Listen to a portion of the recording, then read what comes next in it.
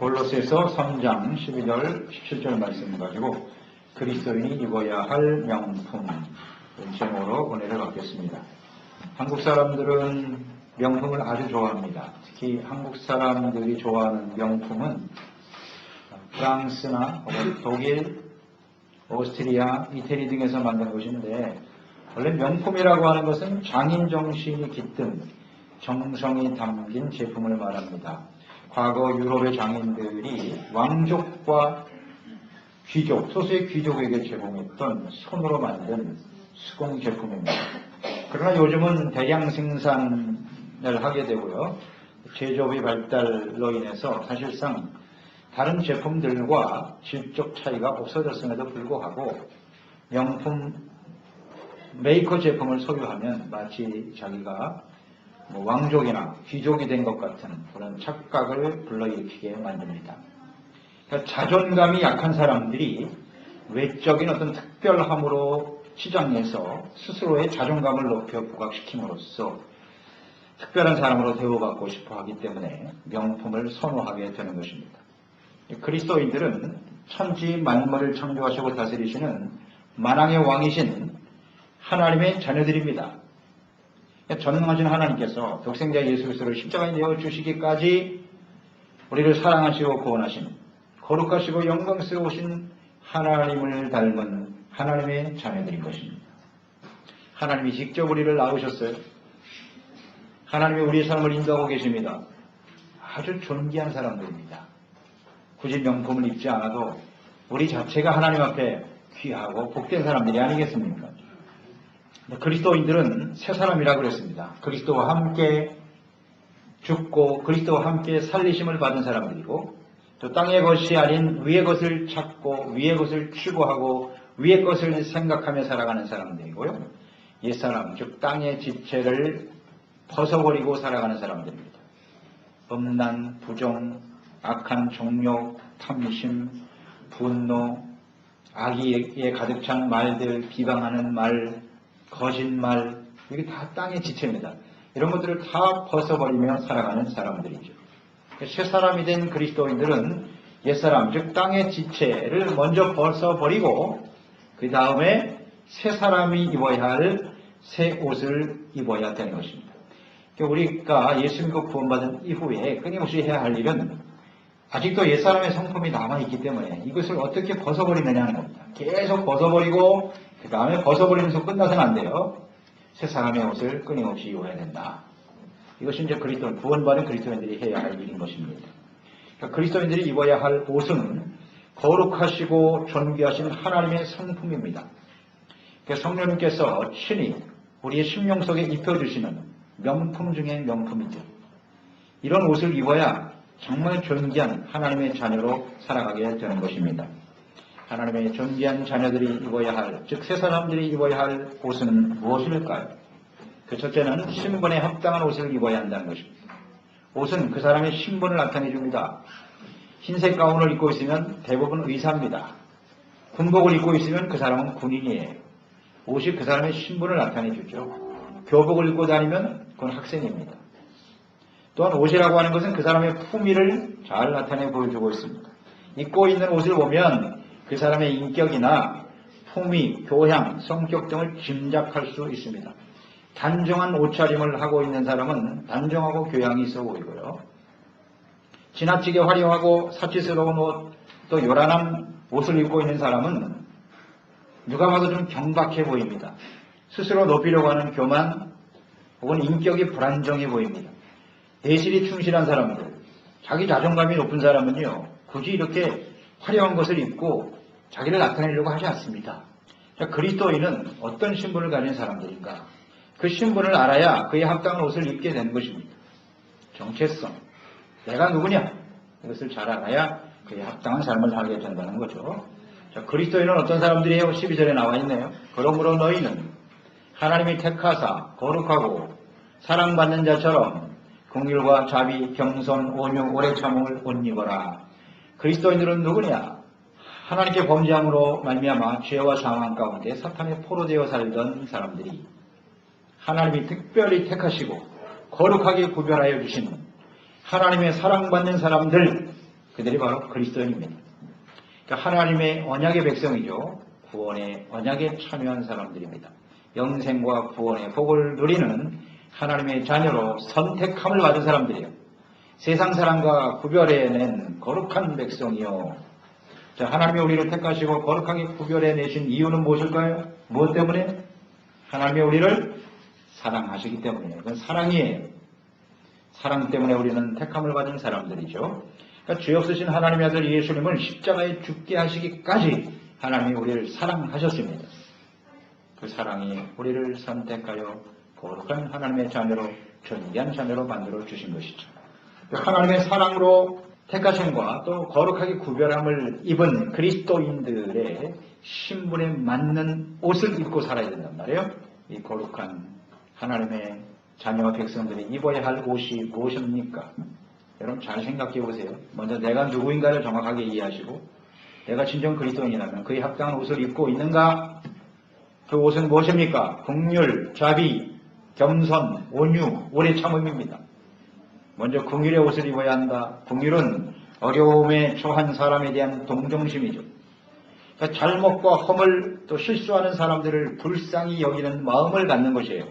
남을 업신여기고 남을 무시하고 잘못을 들춰내서 정죄하고 비방하는 것, 이것은 새 사람이 입어야 될 옷이 아니에요. 그건 벗어버려야 될 옛사람의 땅의 지체라고 말씀하고 있죠. 긍휼은 상대와 같은 마음을 갖는 것입니다.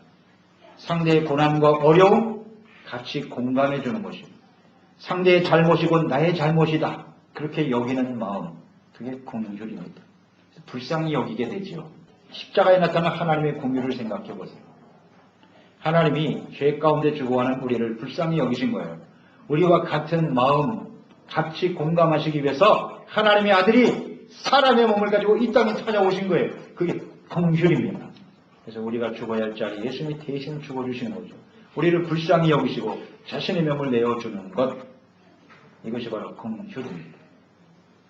자비는 친절하고 부드럽고 너그러운 마음이에요. 하나님께서는 언제나 자비를 베풀어 주셨어요. 성경에 보면 구약에 나타난 이스라엘 백성들, 신약도 마찬가지죠. 그 성도들에 대해서 하나님은 언제나 너그럽게 대해 주셨습니다. 잘못을 바로잡아 주시고 올바른 길을 가도록 깨우쳐 주시고 그들의 기도와 또 그들의 간구에 응답해 주시는, 이것이 하나님의 자비죠. 하나님의 백성들은 끊임없이 범죄하고요. 계속해서 하나님께 불순종해요. 그러지만 또 하나님 앞에 나와서 기도하면 응답해 주시는, 이게 바로 하나님의 자비죠. 너그럽게 대해 주시는 마음, 자비, 이것이 바로 새 사람이 입어야 될 옷이에요. 그 다음은 겸손이죠. 겸손은 하나님과 사람 앞에서 자기 자신을 낮추는 겁니다. 그러니까 자신의 연약함과 어리석음을 인정하는 것이죠. 그러니까 하나님 말씀 앞에서 회개하고 끊임없이 용서를 구하는 태도, 겸손입니다. 그러니까 하나님을 믿고 의지하면서 늘 하나님의 도우심을 구하는 태도, 그게 겸손입니다. 교만은 자기 중심이지만 겸손은 하나님 중심입니다. 하나님이 우리 중심에 서게 될 때 우리는 그 하나님 앞에서 겸손의 옷을 입을 수밖에 없는 것이에요. 그러나 그 안에 하나님이 없는 사람은 결코 겸손의 옷을 입을 수가 없나이다. 온유는 무례하고 거칠게 대하는 이웃, 상대에 대해서 자신의 어떤 감정, 생각들을 잘 다스리는 거예요. 컨트롤할 수 있는 능력이에요. 그게 온유입니다. 다스려서 관용으로 대하는 태도, 그러니까 자기 자신을 잘 다스려서 하나님의 말씀 앞에 끊임없이 순종하려고 하는 자세, 그게 바로 온유입니다. 원래 우리는 온유하지 않습니다. 자기중심적으로 살던 사람들이기 때문에 자기 감정에 충실하고 자신의 생각과 뜻에 아주 충실한 사람들이죠. 상대방이 나의 자존심을 건들거나 그러면 그것을 참지 못해요. 분노가 일어나고. 그 온유한 사람은 그걸 절제하고 다스릴 줄 알아. 그리고 관대하게 대해요. 그게 온유죠. 온유. 하나님 말씀에 순종하는 태도입니다. 그 다음에 이제 오래 참음입니다. 오래 참음. 그러니까 상대가 나에게 상처를 주고 힘들게 하는 것에 대해서 앙심을 품거나 복수하지 않고 상대가 깨닫고 변화되도록 기다려주는 마음, 이게 바로 오래 참음이죠. 그러니까 상대방이 언젠간 변화될 것이다. 하나님 앞에 자신의 잘못을 깨달을 날이 있을 거야. 이런 마음으로 참아주는 거예요. 이게 오래 참음이죠. 즉각 감정으로 대처하는 것이 아니고요. 이 5가지의 특성은 하나님과 예수 그리스도의 인격이십니다. 그리스도와 함께 다시 살리심을 받은 새 사람들은 반드시 이 옷을 입어야 합니다. 이 옷을 내가 입고 있는지 날마다 점검해 봐야 돼요. 점검해 봐야 돼요. 그래서 옷은 보통 언제 옷을 우리가 입죠? 밖에 나갈 때 입는 거 아니에요? 집에 있을 때 아무거나 입어도 괜찮아요. 밖에 나갈 때는 꼭 옷을 챙겨 입고 나간다. 우리는 세상에 사는 사람들이잖아요. 세상에서 살아가는 사람들이기 때문에 항상 하루를 시작하기 전에 내가 이런 옷을 입고 있는지, 내가 뭐 어떤 옷을 입을까 여기에만 자꾸 신경 쓰지 말고요. 오늘 하루를 살아가면서 내가 그리스도인으로 입어야 될 이 옷을 입고 있는지 날마다 점검할 수 있어야 되겠습니다. 사실은 그게 더 중요한 문제죠. 그 다음 2번째는 새 사람이 입어야 될 옷은요, 용서와 사랑입니다. 13절, 14절 말씀 보세요. 누가 누구에게 불만이 있거든 서로 용납하여 피차 용서하되 주께서 너희를 용서하신 것 같이 너희도 그리하고 이 모든 걸 위해 사랑을 도하라. 이는 온전하게 되는 띠니라. 하나님 앞에서 자신의 죄를 깨닫고 용서받은 사람들이 그리스도인들이에요. 하나님께 용서받은 사람들이거든요. 용서는 남의 입장을 이해하는 것입니다. 나도 용서받았으니까. 상대방의 어떤 잘못, 허물, 혹은 나에게 고통과 상처를 주는 상대에 대해서 이해하는 겁니다. 용납하는 겁니다. 너그럽게 대해주는 것. 이게 바로 용서죠. 우리가 하나님 앞에서 너무나 큰 죄에 대한 용서를 받은 사람들이기 때문에 1만 달란트 빚을 탕감받은 사람들 아니에요. 그러니까 웬만한 사람들의 죄는 우리가 다 용서하고 용납할 수 있게 되는 거예요. 그러니까 우리 하나님께서 용서받고 구원을 받았지만은 또 하나님 말씀 앞에 서게 되면 또 내가 죄인이죠. 용서가 늘 필요하단 말이죠. 그러니까 용서가 우리에게 필요한 사람들이기 때문에 다른 사람을 용서할 수밖에 없다는 거예요. 2가지 전제가 다른 사람들을 용서하게 만드는 거예요. 그러니까 우리가 아직도 새 사람이고 그리스도인인데 사람들을 용서하지 못한다는 얘기는 이 2가지 부분에 대해서 점검을 해봐야 돼요. 내가 정말 하나님 앞에 용서받은 사람인가? 또 매일매일 내가 하나님 앞에서 용서가 필요한 사람인가를 점검해 보시기 바랍니다. 그러니까 상대의 허물과 죄를 용서하지 않는다. 용서하지 못한다라고 하는 의미는 나는 하나님 앞에 완벽한 사람이라는 거예요. 난 절대 죄가 없다. 이걸 전제로 해야만 상대방을 용서하지 않아도 돼요. 또 하나 용서하지 않는다는 의미는 뭐예요? 하나님 앞에 온전한 기도를 드리지 못하게 되는 거예요. 다시 말하면 기도의 응답을 받지 못한다. 기도 응답받지 않아도 나는 살아갈 수 있다고 말하는 거예요. 그런 사람은 용서 안 해도 돼요. 자, 주기도문 예수님께서 너희는 이렇게 기도하라 하고 가르쳐 주셨죠? 그 주기도문에 뭐라고 되어 있습니까? 우리가 우리에게 죄진 자를 사하여 준 것 같이 우리의 죄를 사하여 주옵시고 이렇게 기도하라고 하셨어요. 우리가 다른 사람들의 죄를 용서해 주어야 우리도 하나님 앞에 용서받을 수 있다는 거죠. 그러니까 상대방을 용서하지 않는다는 얘기는 온전한 기도를 드릴 수 없다는 거예요. 그 기도의 응답을 받지 못한다는 거예요. 그런 의미 아닙니까? 우리 그리스도인의 삶은 기도의 응답으로 사는 거죠. 기도하지 않아도 나는 얼마든지 살 수 있어요. 그 사람은 새 사람이 아니에요. 그건 구원받지 않은 사람이에요. 아직도. 하나님은 몰라요. 자신의 힘으로 살 것 같으면 그 세상 사람과 뭐가 달라요? 자기 능력으로 살면 그만이죠. 하나님을 믿고 새 사람이 된 사람은 다르거든요. 기도 응답이 없으면 살 수가 없어요. 마가복음 11장 25절에 말씀합니다. 서서 기도할 때 아무에게나 혐의가 있거든 용서하라. 그리하여야 전제 조건이에요. 하늘에 계신 너희 아버지께서도 너희의 허물을 사하여 주시리라 하십니다. 서서 기도할 때. 그러니까 우리가 기도할 때 응답받기 위해서 기도하는 거 아니에요, 사실. 응답받지 못한다면 기도가 별 의미가 없을 거예요. 물론 기도 자체가 하나님과의 교제고 하나님의 뜻을 받아들이는 것이고 하는 중요한 요소를 갖고 있지만 그래도 기도에 대해 우리가 기도한다라고 하는 것은 분명 응답을 기대하고 있을 텐데 그 마음속에 상대를 진심으로 용서하지 못하면요. 주님께서 우리를 용서해 주실 수도 없고 기도 응답도 받을 수 없답니다. 그러니까 용서는 반드시 새 사람이 입어야 될 옷이에요. 그리스도인들이 반드시 입어야 될 옷이라고요.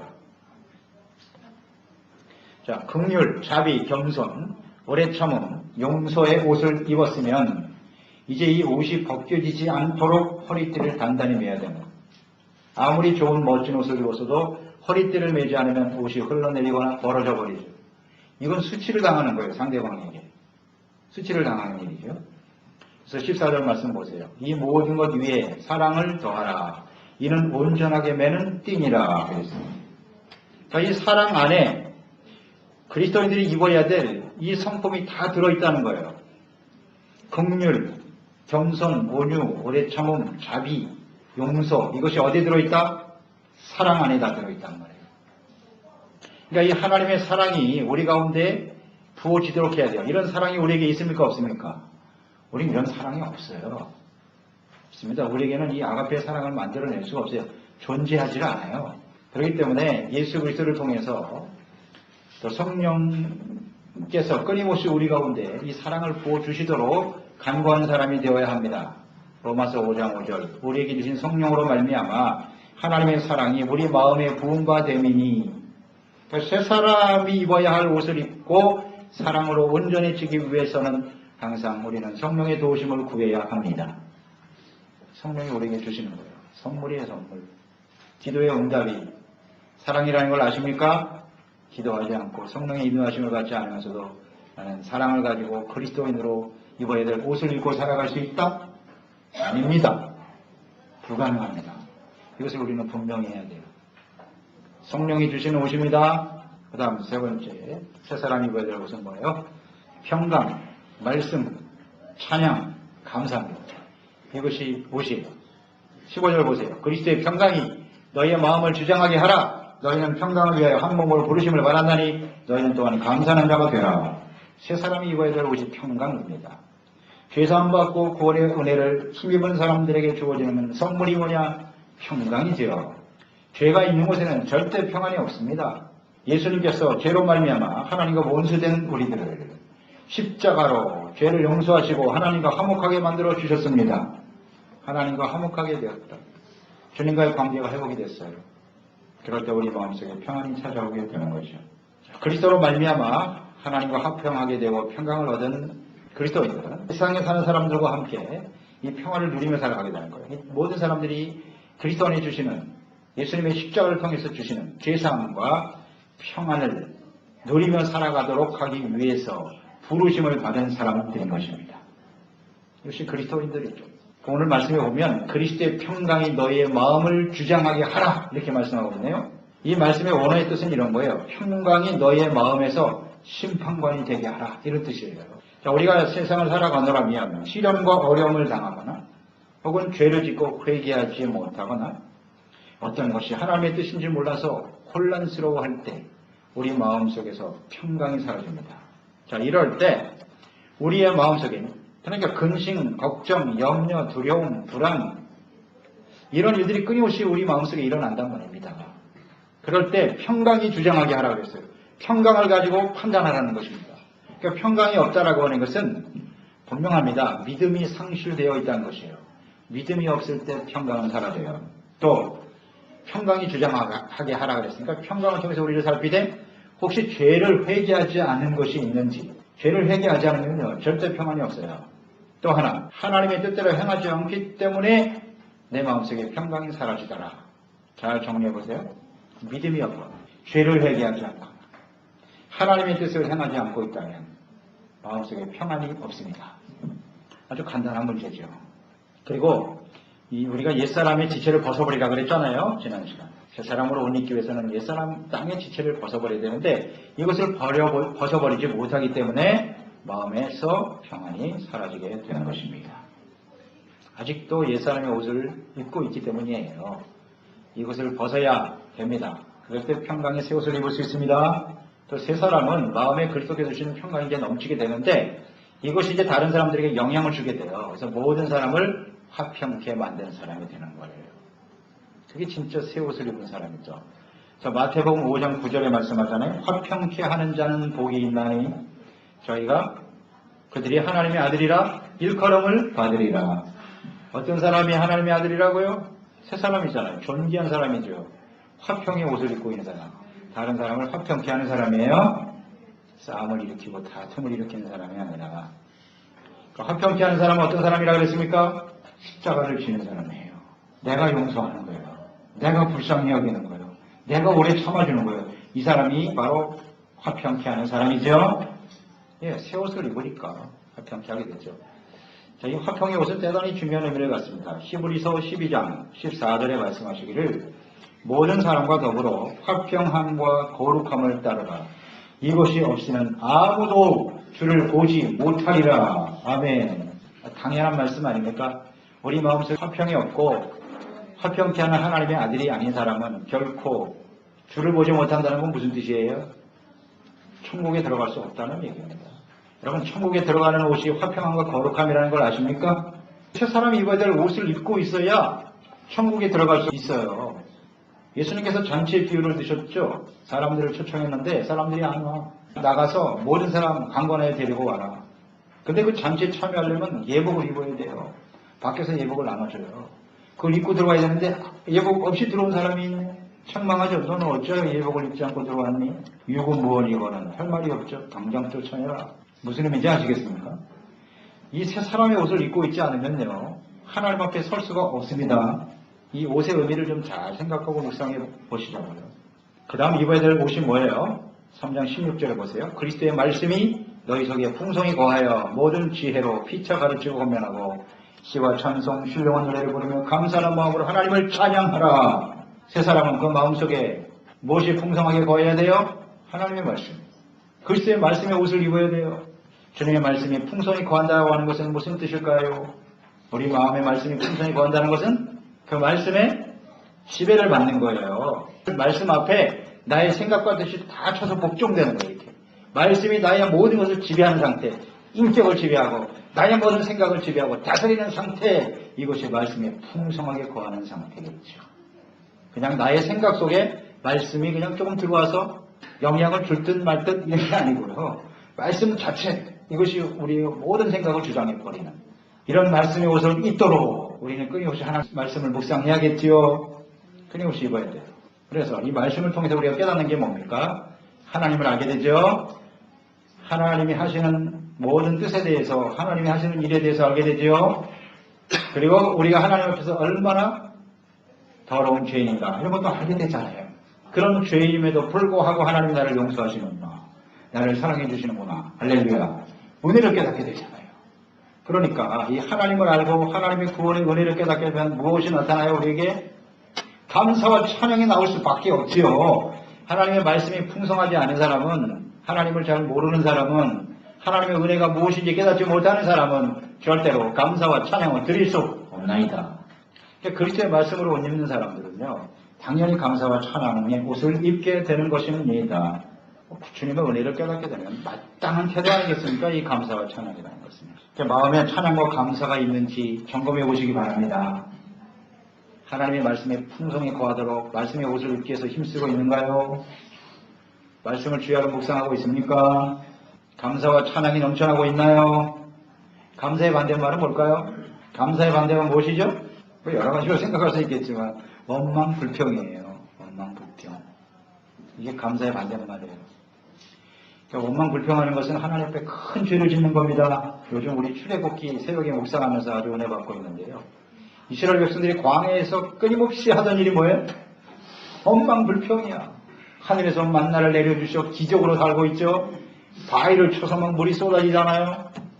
홍해를 건너게 하셨죠. 이런 엄청난 기적과 은혜를 경험하고 사는 하나님의 백성들이 눈앞에 보이는 조그만 어려움 때문에 마실 거 없고 먹을 거 없다고 득하고 원망하고 불평하고, 이건 하나님을 모욕하는 행위예요. 심각한 죄입니다. 우리 항상 깨달아야 돼요. 내가 마음속에 자꾸 입술을 통해서 원망 불평을 쏟아내고 있다는 것은 환경의 문제가 아니라, 사람들이 문제가 아니라 내가 지금 하나님 앞에 심각한 죄를 짓고 있다는 사실을 잊지 말아야 합니다. 우린 이걸 너무 쉽게 간과한단 말이에요. 원망 불평하는 것이 죄예요. 감사하지 않는 거예요. 그게 그걸 감사로 바꿔야 돼요. 아멘. 원망 불평이 올라오면 그것을 잘제하고 다스리고, 내가 하나님의 처녀인데 왜 더러운 옷을 입고 있어? 하나님께 감사해야지. 아멘. 우리가 결정하는 거예요. 내가 옷을 쭉 입는데 이 중에서 내가 원하는 옷을 선택하여 입는 것은 내가 할 일이라고. 내가 원망 불평이 이건 옛사람이 더러운 옷이야. 내가 이걸 왜 입어? 감사의 옷을 입어야지. 감사와 찬양에 우리가 타면 입어야 될 옷이에요. 자, 정리를 해보죠. 말씀, 찬양, 감사 이것이 넘친다고 하는 것은 뭐냐면 참된 거룩한 예배자가 된다는 뜻이에요. 그러니까 우리가 그리스도인들이 입어야 될 옷은 거룩한 참된 예배자로서 하나님 앞에 서야 되는 거예요. 예배할 때 말씀이 있잖아요. 찬양이 있죠. 감사가 있죠. 온전한 예배자로 옷 입는 저희들이 되어야 하겠습니다.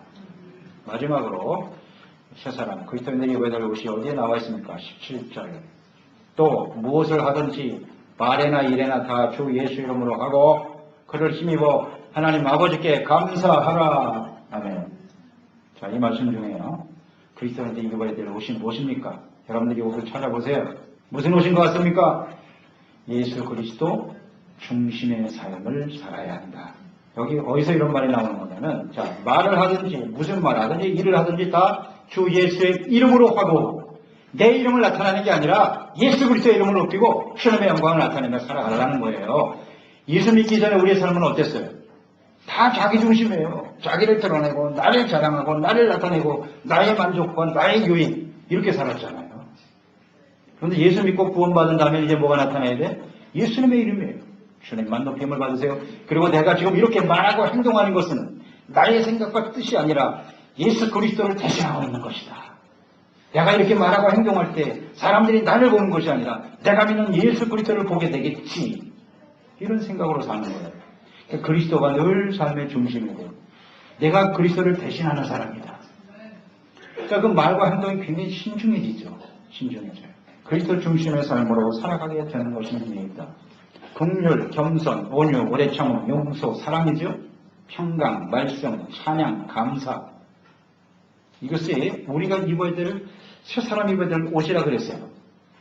하나님이 택함을 받은 사람이기 때문에 그래요, 우리가. 또 하나님이 거룩하게 구별해낸 사람들이고요. 하나님의 사랑을 받은 사람들이기 때문에 당연히 이 옷을 입어야 되는 것이에요. 이 옷을 입지 않으면, 옷을 입지 않고 나가면 어떻게 되는 거예요? 수치를 당하는 거예요. 라오디게아 교회에 나오죠? 요한계시록. 오늘 이 말세에 나타난 교회 중에 라오디게아 교회. 라오디게아는 잘 사는 사람들이에요. 아주 옷도 좋은 옷만 걸치고 다녔어요. 우리가 이렇게 멋있고 잘 사는 사람이야 하고 자랑하기를 좋아했던 사람들이에요. 그런데 그들에 대해서 주님이 뭐라고 말씀하셨어요? 벌거벗은 수치를 가려라. 겉은 화려하고 좋은 옷을 입고 폼 잡고 있는데 하나님께서 너 벌거벗은 거 몰라? 대단하죠. 세상에 뭐 값어치는 명품 옷을 입고 사는 건 내가 이렇게 축복을 받아서 내가 대단한 하나님 앞에 복을 받은 사람이에요. 어리석은 자여 내가 벌거벗은 것을 보거든요. 이 주님께서 말씀하신 그리스도인들이 입어야 될 새 옷을 입지 못하면 이게 부끄러운 거예요. 이게 벌거벗은 거라고요. 이걸 깨닫지 못하고 살아가는 것이 말세의 성도들의 모습이라고 주님께서 안타까워하고 계시잖아요. 우리는 겉으로 드러나는 것에 신경을 씁니까? 아니면 우리가 입어야 될 이 새 옷에 대해서 더 많은 관심을 갖고 있는가? 자, 생각해 봐야 되지 않겠습니까? 예수님께서 주시는, 성령으로 주시는 이런 새 옷을 입어야 그 사람의 그게 정말 명품 인생이 되는 거예요. 그런 사람을 하나님은 존귀한 자로 여겨주시는 거예요. 세상에서 좋은 옷 걸치고 있는 것이 그것이 성공한 인생이 아닌 거예요. 그래서 우리가 그리스도 안에서 주시는 이 명품을 입고 사는 정말 하나님의 존귀한 귀족들에게만 입히는 것이 명품이에요. 진정 주님 앞에서 하나님의 자녀답게 영광스러운 모습을 살아가는 저희들이 되어야 합니다.